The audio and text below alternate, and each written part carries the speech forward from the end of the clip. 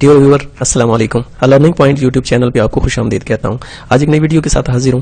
Video شروع کرنے سے پہلے ایک گزارش ہے کہ پلیز اس چینل کو سبسکرائب کر لیں اور ویڈیو کو لائک کر کے کمنٹ میں اپنی قیمتی رائے سے ضرور آگاہ کریں تاکہ میں اپنے ورک کو بہتر بنا سکوں. سبسکرائب بٹن کے ساتھ بنے بیل آئیکن کے نشان کو دبانا مت بھولیے گا تاکہ ہر اپلوڈ ہونے والی نئی ویڈیو سب سے پہلے آپ تک پہنچ پائے. تو چلیے نئی ویڈیو شروع کرتے ہیں.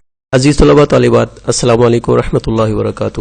ہم پڑھ رہے ہیں مطالعہ پاکستان کا چھٹا باب تاریخ پاکستان حصہ دوم اور ہمارا آج کا ٹاپک ہے جنرل ضیاء الحق کا دور حکومت 1977 سے 1988 کے دوران پاکستان میں نفاذ اسلام کے اہم پہلو. عزیز طلباء طالبات، وزیر اعظم ذوالفقار علی بھٹو نے 1976 میں ضیاء الحق کو چیف آف آرمی اسٹاف مقرر کیا تھا. 5 جولائی 1977 کو جنرل ضیاء الحق نے بھٹو حکومت کا تختہ الٹ دیا اور ملک میں مارشل لا لگا کر حکومت پر قبضہ کر لیا. عزیز طلباء طالبات، ضیاء الحق نے مارشل لا کیوں لگایا، وہ کون سے حالات تھے، تو آئیے اس کا تھوڑا سا پس منظر میں آپ کو بتاتا ہوں. ذوالفقار علی بھٹو کے طرز حکومت اور اس کی پالیسیوں کی وجہ سے عوام بہت زیادہ عدم اعتمادی کا شکار تھی. خصوصاً ذوالفقار علی بھٹو کی نیشنلائزیشن کی پالیسی اور لیبر اصلاحات اور زرعی اصلاحات اور دیگر جو اصلاحات اس نے کی تھیں، اس کی وجہ سے نہ صرف عوام بلکہ ذوالفقار علی بھٹو کی اپنی سیاسی پارٹی پاکستان پیپلز پارٹی کے اندر بھی ذوالفقار علی بھٹو کے خلاف عدم اعتمادی پیدا ہو چکی تھی. مسلم لیگ کے ایک رہنما نواب محمد احمد خان قصوری کو کار کے ایک حادثے میں قتل کر دیا گیا اور اس قتل کا الزام ذوالفقار علی بھٹو پہ لگایا گیا. ان پر یہ الزام تھا کہ قصوری کے قتل کی ماسٹر مائنڈنگ ذوالفقار علی بھٹو نے کی ہے.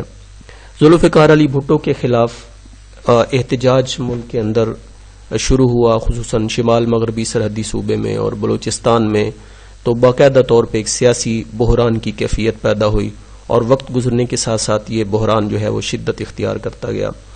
حکومت نے اپنی پالیسیوں اور طرز حکومت پر نظر ثانی کرنے کے بجائے شہریوں پر بہت زیادہ سختی شروع کر دی اور فوج کے ذریعے شہریوں پر پابندیاں لگا دیں، ان کی آزادی کو معطل کر دیا. 1977 کے انتخابات کا جب موقع آیا تو ملک کے اندر موجود تمام سیاسی پارٹیوں نے پاکستان پیپلز پارٹی کا مقابلہ کرنے کا فیصلہ کر لیا.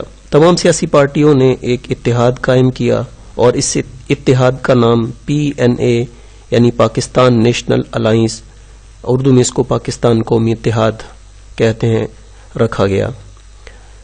اس پاکستان قومی اتحاد کے سربراہ مولانا مفتی محمود تھے.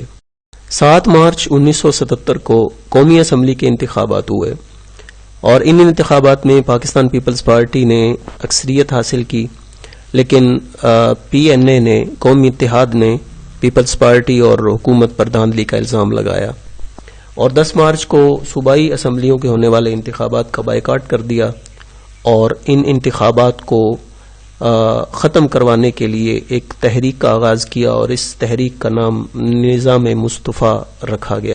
پاکستان قومی اتحاد نے نئی منتخب ہونے والی بھٹو حکومت کو ناجائز قرار دیا. اس کے ساتھ تمام اپوزیشن رہنماؤں نے بھٹو کی حکومت کا تختہ الٹنے کا مطالبہ کر دیا. ملک کے اندر سیاسی اور شہری اضطراب پیدا ہوا اور وقت گزرنے کے ساتھ ساتھ یہ اضطراب شدت اختیار کر گیا اور اس کے نتیجے میں ملک کے اندر بدامنی پیدا ہو گئی. جب حالات خراب ہونے لگے تو مسٹر بھٹو نے قومی اتحاد کو مذاکرات کی دعوت دی. ابھی مذاکرات جاری تھے کہ سول انتشار کا فائدہ اٹھاتے ہوئے جنرل ضیاء الحق نے ذوالفقار علی بھٹو کو فوجی بغاوت کے ذریعے معزول کر دیا اور 5 جولائی 1977 کو مارشل لا لگانے کا اعلان کر دیا. بھٹو اور ان کی کابینہ کے ممبرز کو جنرل ضیاء الحق کے حکم کے تحت ملٹری پولیس نے گرفتار کر لیا. جنرل ضیاء الحق نے جولائی 1977 سے اگست 1988 تک تقریباً 11 سال تک پاکستان پر حکومت کی.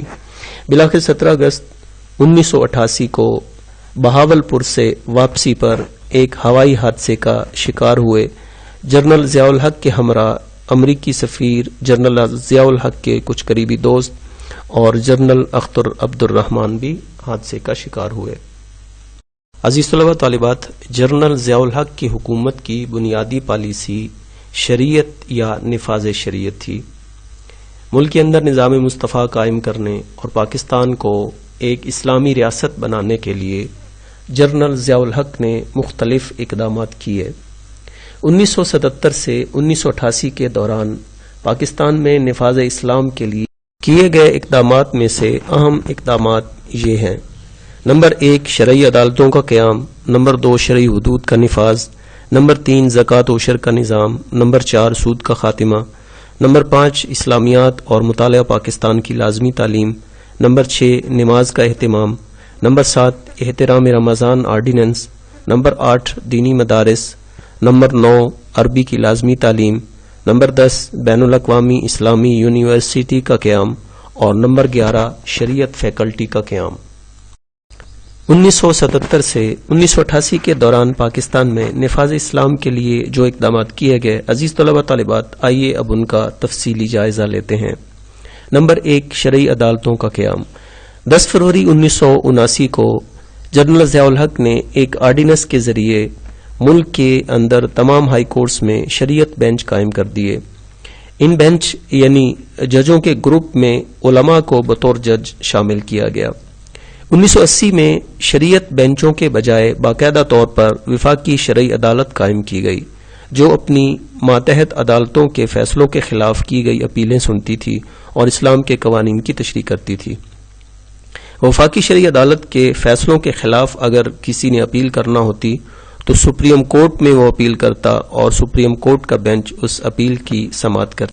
عزیز طلبہ طالبات، دوسرے نمبر پر ہے شرعی حدود کا نفاذ۔ حدود حد کی جمع ہے اور شرعی حد سے مراد ایسی عبرتناک سزا ہے جس کو دیکھ کر دوسرے لوگ عبرت پکڑیں اور وہ اس جرم سے باز رہیں۔ 1979 میں حکومت نے شرعی حدود کا آرڈیننس نافذ کیا اور اس کے مطابق چوری، شراب نوشی، زنا اور دیگر جرائم پر شرعی سزائیں دینے کے احکامات جاری کیے گئے۔ شریعت اسلامی میں چور کے ہاتھ کاٹنے اور ڈکیتی کرنے والے کا ہاتھ اور پاؤں کاٹنا، شادی شدہ زنا کرے تو اس کے لیے سنسار کرنا یعنی پتھروں سے اس کو مار دینا، اور غیر شادی شدہ زنا کرے تو اس کو 100 کوڑوں کی سزا دینا مقرر کی گئی ہے۔ لیکن یاد رہے کہ یہ سزائیں باقاعدہ طور پہ شہادتوں اور ثبوتوں کے بعد دی جاتی ہیں۔ دیگر شرعی قوانین میں سرکاری اسکولوں، کالجز اور سرکاری ٹیلی ویژن میں خواتین کو پابند کیا گیا کہ وہ اپنا سر ڈھانپیں یعنی سر پہ دوپٹہ کریں۔ کھیلوں اور پرفارمنگ آرٹس میں خواتین کی شرکت پر پابندی لگا دی گئی، اور شریعت کے قانون کے نفاذ کے طور پر خواتین کی قانونی گواہی کو 2 خواتین کی گواہی کو 1 مرد کی گواہی کے برابر قرار دیا گیا۔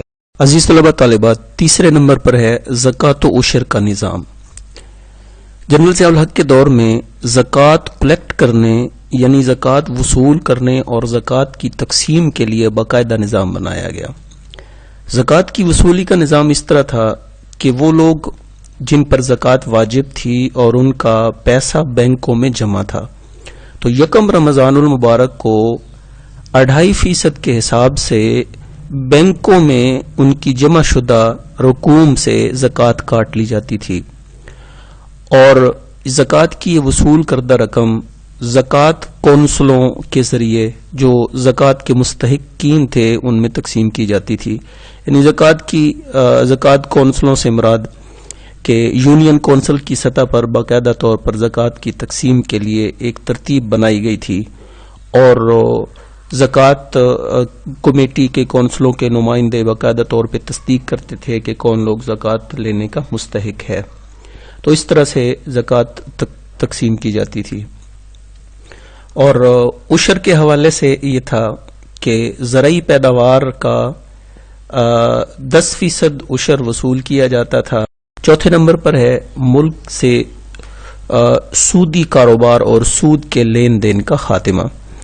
1 جنوری 1981 سے سود سے باقاعدہ طور پہ نجات حاصل کرنے کے لیے بینکوں میں نفع و نقصان کی بنیاد پر اکاؤنٹس کھولے گئے، اور 1 جولائی 1984 سے تمام جو سیونگ اکاؤنٹس تھے، یعنی وہ اکاؤنٹ جن میں بینک اکاؤنٹ ہولڈر کو ایک مقررہ شرح سے پروفٹ دیتا تھا ان کو PLS اکاؤنٹس یعنی پروفٹ لاس شیئرنگ اکاؤنٹس میں تبدیل کر دیا گیا۔ نمبر 5 ہے اسلامیات اور مطالعہ پاکستان کی لازمی تعلیم۔ پاکستان کے تمام تعلیمی اداروں میں BA تک یعنی 14ویں جماعت تک اسلامیات اور مطالعہ پاکستان کے مضمون کو پڑھنا لازمی قرار دیا گیا، اور یہ قدم اس لیے اٹھایا گیا کہ تعلیمی نظام کو اسلام سے ہم آہنگ کیا جائے۔ 6 نمبر پر ہے نماز کا اہتمام۔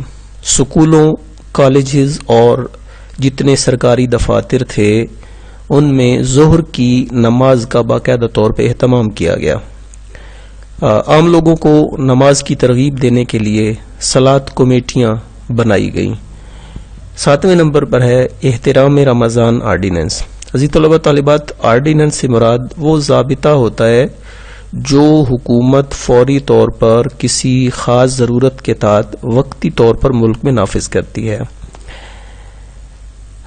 رمضان المبارک کا احترام نہ کرنے والے کو 3 ماہ تک قید اور 500 روپے جرمانہ کی سزا دی جا سکتی تھی، اور اس سلسلے میں احترام رمضان آرڈیننس باقاعدہ طور پہ جاری کیا گیا۔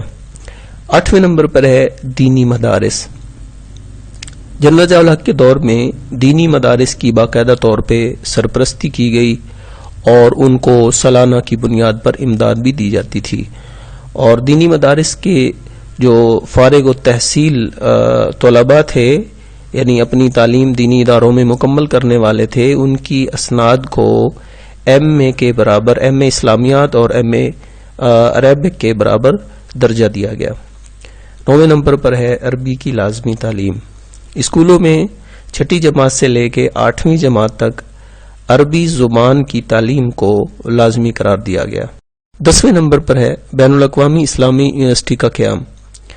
اسلامی قانون کے ہر پہلو پر ریسرچ کرنے کے لیے 1981 سے اسلام آباد میں بین الاقوامی اسلامی یونیورسٹی یعنی انٹرنیشنل اسلامک یونیورسٹی نے کام شروع کر دیا۔ 11ویں نمبر پر ہے شریعت فیکلٹی کا قیام۔ عزیز طلبہ طالبات، فیکلٹی کا مطلب عملہ یا شاخ، اور یہ پڑھانے والا یعنی تدریسی عملہ یا شاخ بھی ہو سکتے ہیں، اور انتظامی امور سر انجام دینے والے لوگ یا شاخ بھی ہو سکتی ہے۔